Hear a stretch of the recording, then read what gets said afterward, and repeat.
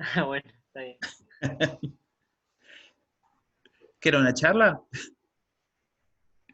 Bien, entonces tomemos como fiebre la elevación de la temperatura corporal por encima de la variación circadiana normal, ¿m? Como consecuencia de cambios en el centro termorregulador de la región anterior del hipotálamo.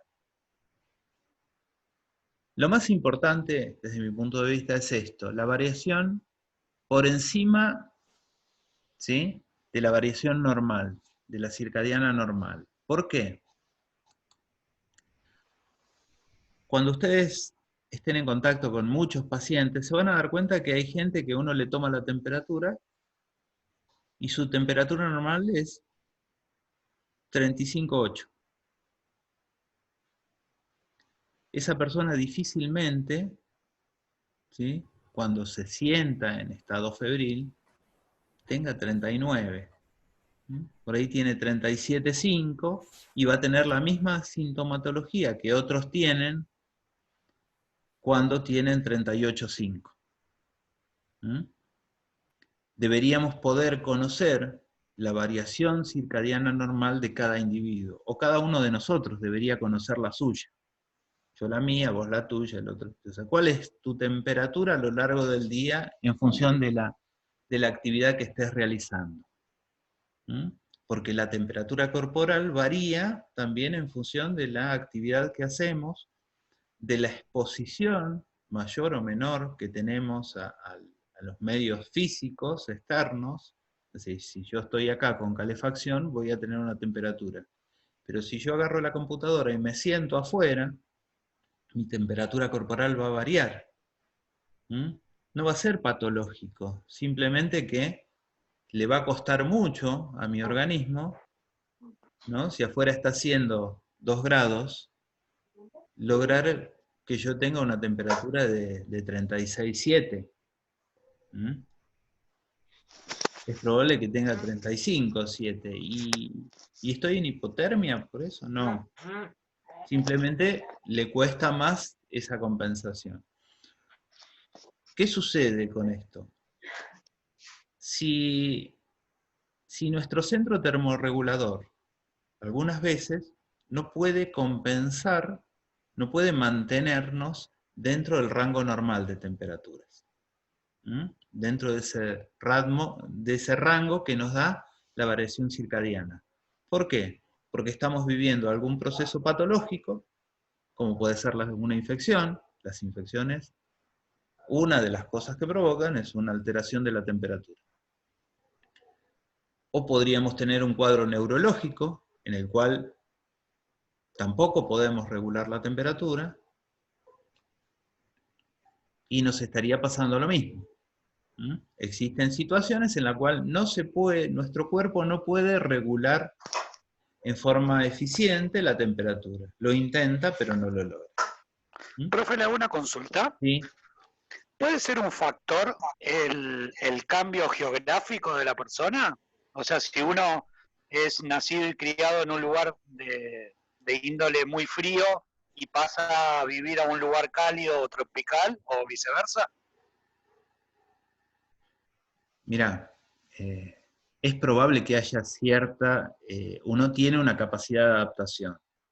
Necesitamos un tiempo en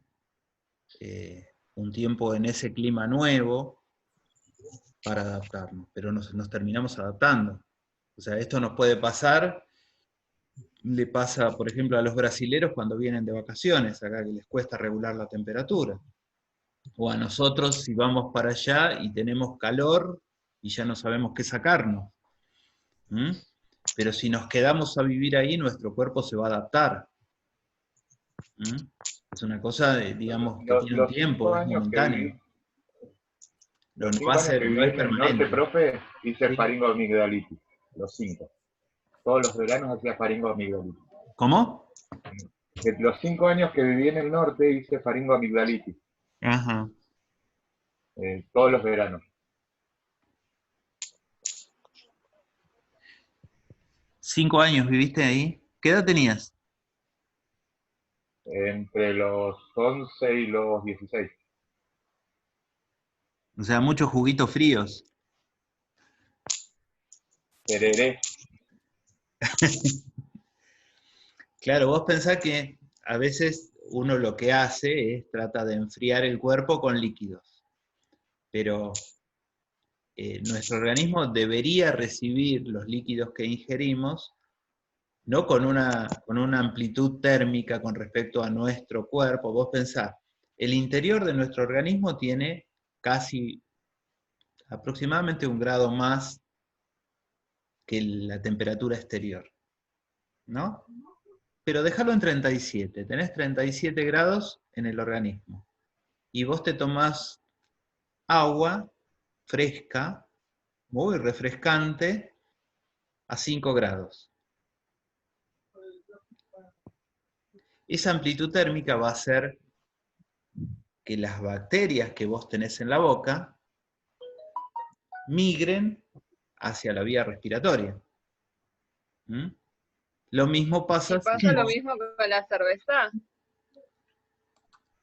salvo que la tomes caliente, sí. Con cualquier bebida fría te va a pasar.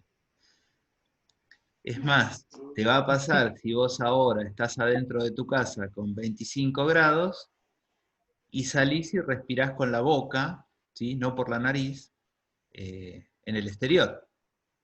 ¿Mm? Afuera debe estar haciendo, no sé, 5 o 6 grados. Adentro de tu casa vos tenés más de 20. ¿Qué pasa? Respirás por la boca, entra aire frío, las bacterias que normalmente están en tu boca se van a ir al tracto respiratorio. Ese es el famoso dolorcito de garganta que tiene todo el mundo cuando empieza el frío. ¿Mm? Si vos te pusieses algo que te proteja, como una bufanda, por ejemplo, para que el aire se caliente antes de que lo respires, seguramente reducirías el riesgo de eso. ¿Mm? ¿Seguimos? Bien, ya hemos definido la fiebre, entendemos lo que es. Lo segundo es, ¿qué es un síndrome? Un síndrome es un conjunto de signos y síntomas. Un síndrome no es una patología, es un montón de manifestaciones comprobables. ¿Mm? Decir que alguien tiene un síndrome, de lo que sea, es decir que tiene muchas manifestaciones, pero en general el síndrome acompaña, ¿sí?, a alguna patología. No es la patología, ¿sí? No hay que confundirlo.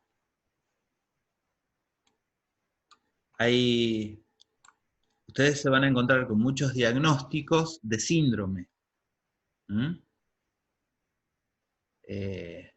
Como, a ver, algo distinto, el síndrome de Meniere, donde la persona se marea, tiene desequilibrio, etcétera, etcétera. Son un montón de cosas, pero no saben qué lo está provocando. ¿Mm?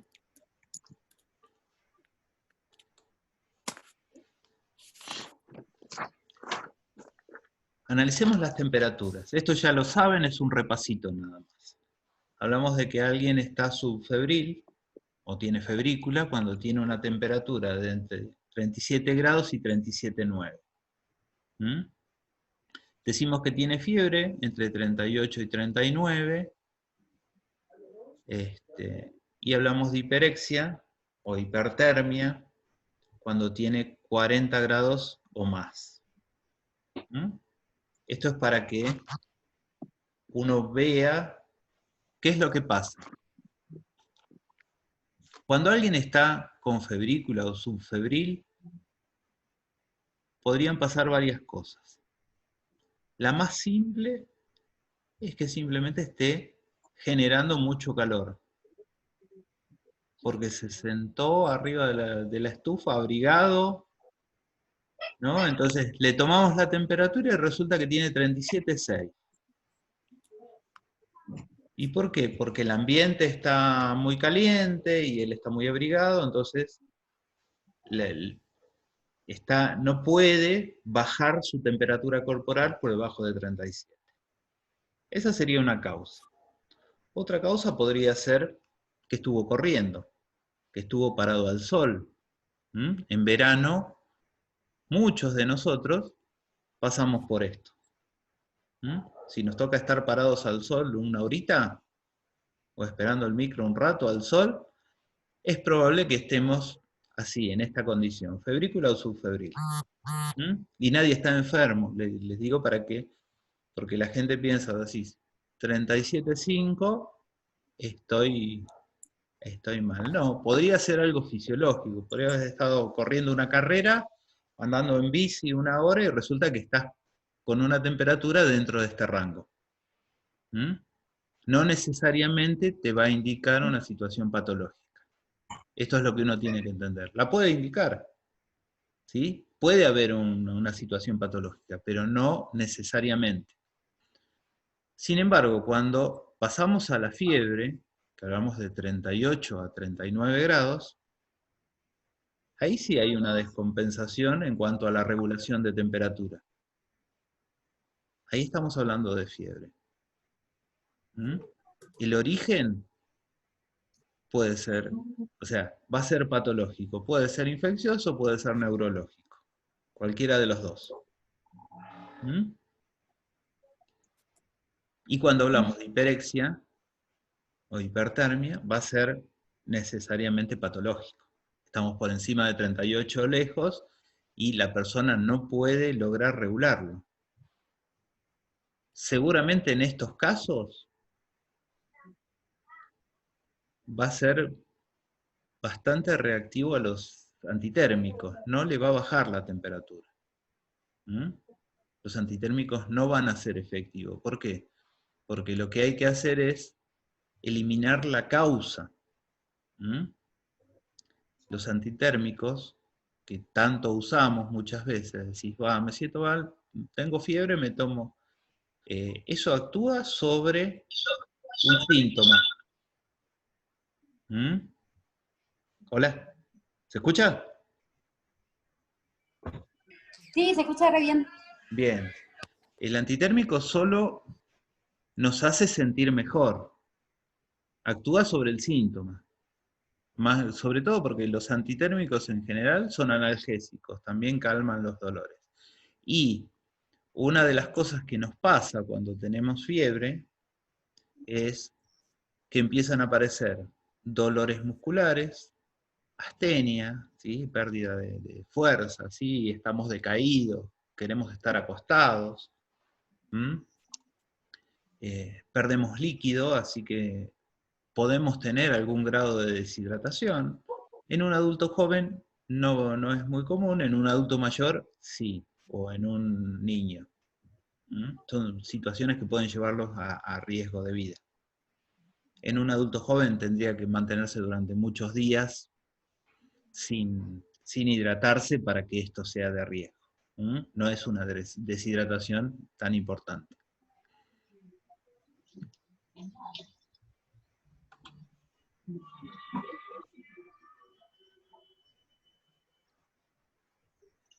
¿Qué pasa con el síndrome febril? ¿Sí? Es ese estado mórbido con el inicio repentino de fiebre de menos de 7 días de evolución. Y que no se le encuentra el foco infeccioso aparente. Hablamos de síndrome, lo definen así. ¿Por qué? Porque no saben, hay un montón de signos y síntomas que no se sabe por qué aparecieron. ¿Qué es lo que lo provocó? Volvemos a lo mismo. ¿Dónde está la infección? Entonces, originalmente se lo define así, como síndrome febril agudo. Y se trabaja sobre eso, mejorar esta situación mórbida del paciente, para que se sienta mejor hasta que se encuentre el foco que lo está produciendo. Hablamos de buscar el foco, es como en el tema del fuego, buscamos dónde se inició, qué lo provoca. siempre se habla, lo van a escuchar esto, estamos buscando el foco de la infección, la causa. ¿Mm? Fíjense, este síndrome incluye elevación de la temperatura corporal. ¿Mm? Va a tener además signos y síntomas circulatorios. Taquicardia, aumento de la frecuencia cardíaca. ¿Mm? Puede haber hipotensión también, o sea, disminución de la tensión arterial. Y se pueden llegar a escuchar soplos cardíacos históricos, a la auscultación. Va a haber signos respiratorios. Va a haber una aceleración de la respiración y totalmente asincrónica, ¿no? Ustedes saben que todos respiramos en una forma constante, ¿no? Rítmica. Podemos alterarla, pero como situación normal es sincrónica. Esta va a ser totalmente irregular, además. Puede haber signos digestivos. La lengua saburral es seca, cuando se pone blanca, se hace una capa blanca.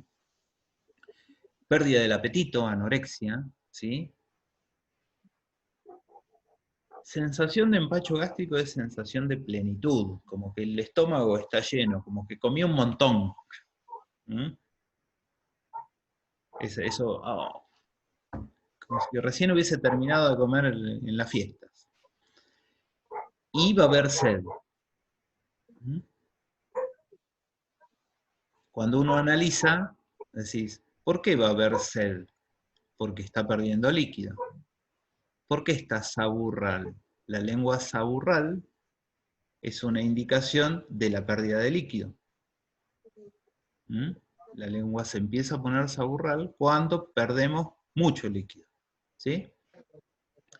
En estado febril, lo habitual es que se tenga anorexia. Levanten la mano de ustedes cuántos tienen apetito, ganas de comer en forma normal cuando tienen fiebre. Seguramente son muy pocos. ¿Sí? La mayoría no tiene comer. Sí, yo también. Así te va a ir. Pero uno... Generalmente tengo más hambre, profe. Son pocos.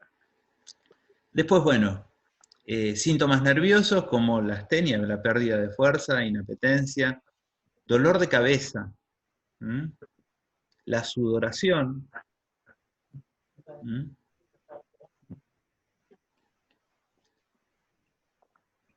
esa pérdida el quebrantamiento se refiere a la pérdida de ganas de hacer cosas.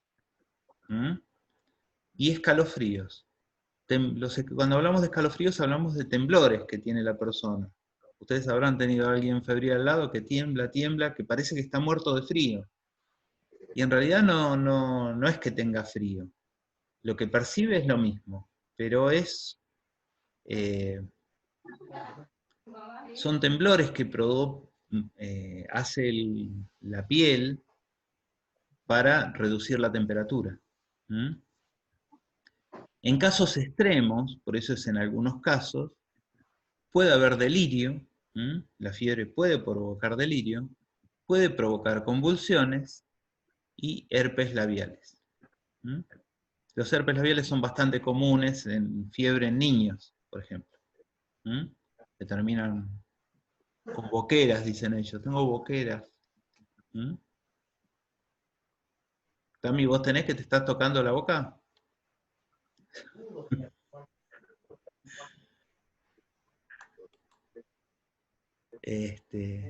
Esos son los síntomas que uno va a encontrar, que puede encontrar.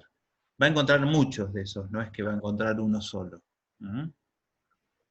Los digestivos son muy comunes, los respiratorios también, la taquicardia es común, hay una aceleración de la frecuencia cardíaca. Los soplos no son tan comunes. Los herpes sí son comunes, los escalofríos sí, ¿sí? La cefalea es bastante común, siempre que hay fiebre. ¿Mm? Así que son todos los síntomas que encontramos en el síndrome febril. Si los empaquetamos así para simplificarlos, hablamos del aumento de la temperatura corporal, de vasoconstricción o vasodilatación cutánea. O sea, cuando tenemos fiebre pasan dos cosas. El organismo empieza a tratar de reducir la temperatura, empezamos a transpirar. Para que eso produzca, aumenta la frecuencia cardíaca, hay vasodilatación, ¿sí? Y se produce la sudoración. Después de eso, se produce un proceso de frío. La evaporación de eso que transpiramos nos hace sentir frío. Y ahí se produce vasoconstricción. Cuando sentimos frío tenemos esos temblores también. Esos temblores musculares. Y más o menos como para que se entienda por qué pasa todo. ¿Qué pasa con estos pacientes? Los cuidados de enfermería son limitados. Todos los cuidados de enfermería van a tener que tender a que el paciente se sienta mejor. ¿Por qué? Desconocemos la causa que está provocando todo este síndrome febril. La desconocemos, ¿no? La desconocen el sistema de salud, no nosotros enfermeros. Por eso se lo diagnostica como síndrome febril. Y se sigue estudiando al paciente, a ver qué es lo que pasa. Entonces, vamos a tratar de que la persona se sienta mejor. ¿Cómo hacemos que se sienta mejor? Tratamos de reducir su temperatura corporal. Aplicamos medios físicos. La aplicación de medios físicos implica desde manipular la temperatura ambiente, o sea, reducimos cantidades frazadas en la cama, bajamos la temperatura a niveles lógicos, no le vamos a poner a 2 grados la pieza para que le baje la temperatura. Y podemos aplicar paños fríos, ¿no? Van a encontrar bibliografía vieja que dice hielo, ya no se pone hielo. Se ponen paños fríos en los puntos donde hay grandes vasos, como las axilas, las ingles, ¿sí? La nuca y la frente. ¿Qué tenemos que tener en cuenta cuando hacemos esto? Dejar un punto, o sea, si le ponemos en las axilas paños húmedos con agua a temperatura ambiente nada más, eso va a ser suficiente para bajar la temperatura. Tenemos que dejar un punto donde no pongamos eso, que no provoque más frío en la piel para nosotros poder tomar la temperatura en forma fehaciente. Porque si no lo que va a pasar es que le tomamos una temperatura errónea. Si yo le puse un paño que está mojado con agua a 15 grados, va a bajar mucho la temperatura de la piel, pero la temperatura central del paciente no. Y yo lo que necesito saber es la temperatura real del paciente. Entonces voy a tener que dejar un punto donde poder tomar la temperatura. Esto es muy importante. Muchos de los problemas que va a tener el paciente, incluso el llegar al delirio, puede tener que ver con la deshidratación. Los malestares tienen que ver con la deshidratación. Entonces hay que rehidratar a la persona que tiene fiebre. No 7-Up, como nos dicen nuestros abuelos, ¿sí? O nuestros viejos, que cualquier la 7-Up era lo mejor del mundo. Tenías fiebre, tomate una 7-Up. Te compraban 7-Up y te metían 7-Up. No, agua, solo agua. Profe, ¿le realizo una consulta? Sí. A nivel fisiológico, ¿qué es lo que pasa en el organismo por lo cual se produce las alucinaciones? La deshidratación o sea, hay dos probables causas más importantes. Sí, La deshidratación hace perder electrolitos. La pérdida de electrolitos hace que provoca alteraciones de la sinapsis. Entonces, esa puede ser una causa. El aumento de la temperatura por encima de valores fisiológicos también lo puede producir. ¿Mm? En el paciente no se ponen a analizar por qué está delirando, sino lo que se trata es de reducir los riesgos por la situación de delirio. Alguien que está delirando puede tirarse por una ventana, por ejemplo. ¿Mm? Puede pensar que claro. vos en vez de un enfermero sos un monstruo y puede querer defenderse con la mesa de comer. ¿Mm? Generando Que puede riesgo pasar. para él y para vos. Entonces, ante la situación de delirio, hay que protegerlo. Otra situación de riesgo es la convulsión, ¿no? Donde el paciente tiene movimientos tónico-clónicos que no puede controlar, también producto de lo mismo, sobre todo de la deshidratación, ¿no? Y la convulsión no es algo que el organismo pueda soportar demasiado tiempo, puede dejar de daños neurológicos. Entonces hay que, si está convulsivando, hay que ver, probablemente es porque tuvo picos de temperatura o excedió los 40 grados de temperatura. Cuando es por aumento de la temperatura, puede pasar dos cosas. Que la amplitud de la subida de temperatura, ¿no? La subida de temperatura, nuestro organismo tolera que suba despacito, paulatina. No puede subir en 2 minutos 1 grado, porque ahí podemos convulsivar. ¿Mm? Sobre todo, esto pasa más en ancianos y en niños, pero le puede pasar a cualquiera. ¿Primero vienen los delirios y Profe. después las convulsiones? ¿O puede ir cualquiera de los dos? Puede venir cualquiera de los dos o puede no venir ninguno. ¿Mm? O podría ser uno solo. ¿Y qué clase? No todos convulsivan, no todos tienen delirios. Hay gente que tiene delirios a veces con 37,5, ¿no? O sea, cada organismo tiene tolerancia o intolerancia a esos cambios. ¿Mm? Entonces, no todos respondemos igual a todo. No es matemático. Algunos de una forma, otros de otra. Nosotros, Profe, ¿y qué clase de cuidados tenemos o sea, qué cuidado se le hace a una persona cuando tiene una vos decís, convulsión? lo primero que tenés que hacer es, si vos tenés riesgo de que la persona convulsive, no podría estar en una cama sin barandas. Tenemos que tratar de brindarle una seguridad extra en cuanto a darle compañía.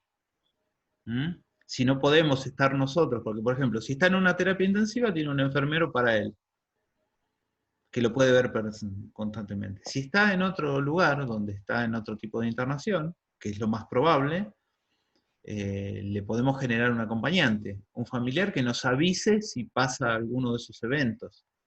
¿Mm? Entonces, eso va a evitar que se caiga o que se levante y se quiera ir o que se lastime. ¿Mm? Los riesgos del delirio y de las convulsiones, sobre todo, tienen que ver con eso. En segunda instancia, las convulsiones sostenidas pueden provocar daños neurológicos. ¿Mm? Pero por fiebre es muy raro que las convulsiones se sostengan durante mucho tiempo. ¿Mm? Van a ser unos segundos. Si se sostienen en el tiempo, es probable que la causa de las convulsiones sea neurológica, que ya el daño lo tenga. ¿Mm? Como puede ser por un traumatismo de cráneo. Entonces, esa es la posibilidad que tenemos. ¿Mm? Pero nosotros lo que vamos a cuidar es eso. La mayoría de los pacientes, el mejorar la respiración, si el paciente está lúcido, le podemos ayudar a hacer ejercicios, enseñar a respirar más tranquilo, generarle una tranquilidad que lo ayude a respirar, que sienta que está acompañado. La reducción de la temperatura corporal seguramente va a estar acompañada por antitérmicos. Nosotros, nuestra competencia nos permite darle medios físicos, pero seguramente va a estar acompañada por antitérmicos, que los vamos a administrar nosotros también. Cuando baje la temperatura y el paciente logre cierto grado de rehidratación, se va a sentir mejor. No le soluciona su problema. La causa del síndrome febril seguramente estará en estudio, pero el paciente va a estar mejor. Es todo sintomatológico. Uno podría decir, esto es paliativo, no le soluciona nada. ¿Se entiende? Pero los cuidados son muy importantes, estos cuidados, porque vos decís, si este paciente delira y se me tira, se para arriba de la cama y se tira, ¿no? Otra es que se deshidrate. Resulta que sí, no nos preocupamos por rehidratarlo, no puede disminuir su temperatura corporal, se mantiene en 39, 39, 39, y resulta que se deshidrata. La deshidratación trae otras consecuencias, no solo el riesgo de delirio, sino la pérdida de electrolitos afecta el funcionamiento cardíaco. El funcionamiento de nuestro corazón, que ustedes lo habrán visto en anatomía y fisiología, eso, depende de un equilibrio en los electrolitos. Si se rompe ese equilibrio, podemos tener arritmias. Se va a probar. Armemos otra.